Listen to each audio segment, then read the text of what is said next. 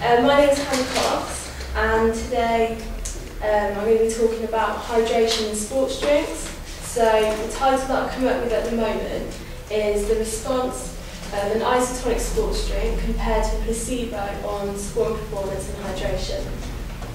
So basically I'd like to investigate if there's any significant difference in sport performance when using a sports drink compared to a placebo, and measuring the heart rate and the blood pressure.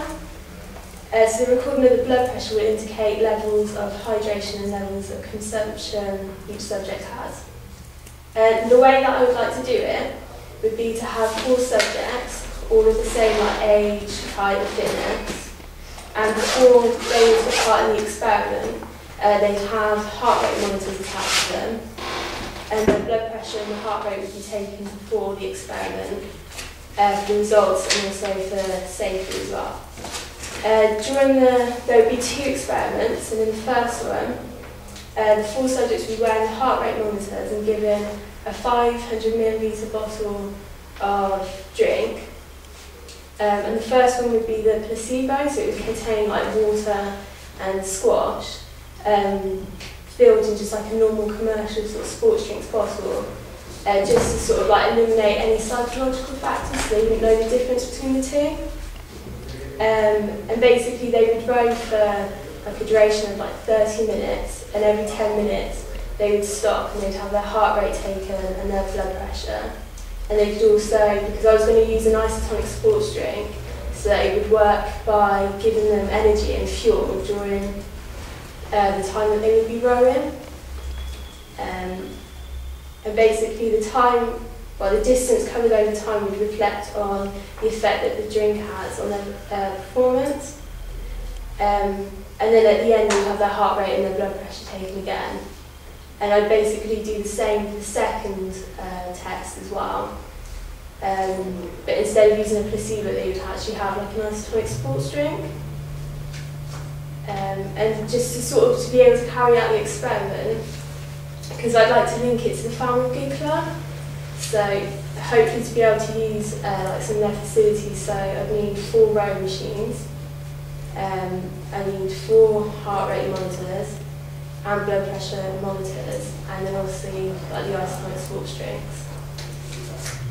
I'd like to secure the bid just because I think it would be interesting to sort of compare like the 2 alongside each other, and also I think if I was going to link it to the Family Good Club, it'd be something that could be beneficial to them to see like the impact that it actually has on like their sport and performance whilst rowing. And that's basically the end of the Great, thank you. Should we go around and take any questions? Yeah. I've got one, and I thought that was really enjoyable. Thank you very much. You were the best. That's very nerve-wracking. Well done. Just when you do something like this, when you come in, you don't necessarily have to shake everybody's hand, but make sure that we knew your name at the very beginning. You sort of introduce yourself a little late, but that's absolutely, it was fine. We can see your name here. Do you have a copy of your bid so that I can see? I do have a copy, yeah. Yeah. Can I have a look at it, please? Thank you very much. Anna, I'm Mark from Cornwall Marine Network. On the market, there's obviously a huge number of isotonic drinks available. Yeah. Have you considered which particular brand or one you're going to use, or is it just you're going to pick one and go with that? Or you could you test several different ones? You know. Well, I was looking mainly at like Lucozade drinks, and they were orange because obviously when I was doing the placebo as well, I need to match sort of like the taste and the look of it as well. So I'd use like orange squash and like the placebo one. They were kind of like the ranges that I was looking at, and then maybe like sort of maybe further down like the line, I might sort of look at comparing like a homemade sports drink as well, just to see like the difference. Would you use the same subjects on the isotonic drink and then on the placebo? Yeah. So they would do it.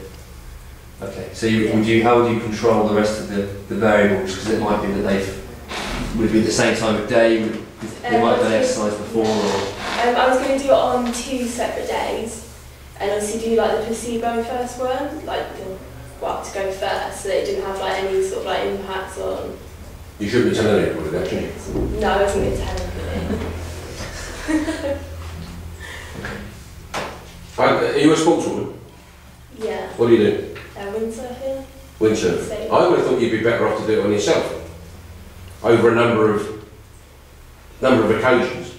I mean, windsurfing might be the best one to do because you've had different conditions. But if you picked running or swimming or whatever you want to do, Yeah. because you would know, because 4 people turn up. I mean, one could have been in McDonald's for the last 3 hours and one not.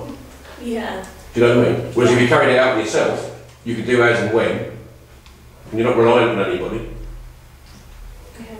But I thought, Yeah, that's what I'm thinking today. There's a couple of good things there, Hannah. One of the main things is methodology, so making sure if you use a set of subjects that they have a standard. Often what we do is hyperhydrate, so to get them to consume a litre of pure water 1 hour before you experiment, and then you can assume that the digestion will sort that out, so everybody's at a similar level of hydration before they start. Usually standardise what they eat for at least 5 hours before they do it, that they have breakfast at the same time, etc. There's nothing unique about what you've just told us. There's lots of experiments in that, so you're going to need to pick on something that is unique.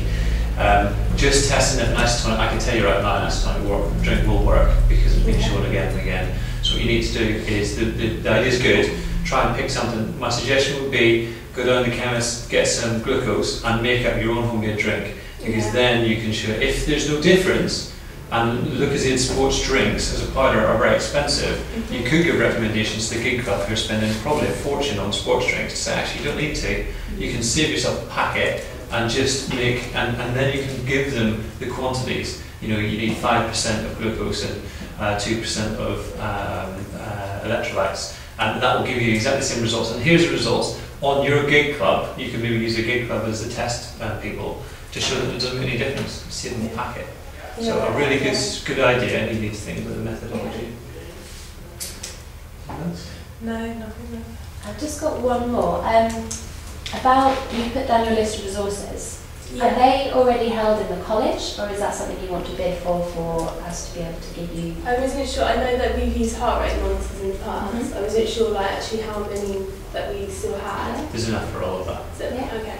But pretty much everything like the rowing machines, they can either be used from the gig club or the local gym, so it doesn't really cost. So you need to, what you need to do is access some facilities, because we don't have 4 rowing machines here. Yeah. So you need to see if you can get in with one of the clubs or the fitness gym. That's really good. If you ever do something like this again, I'd suggest you start with that point, that this is not going to cost anything additional, and you're going to get this link with the gig club and potentially save them a lot of money, because all of a sudden you get everybody's interest, industrial interest.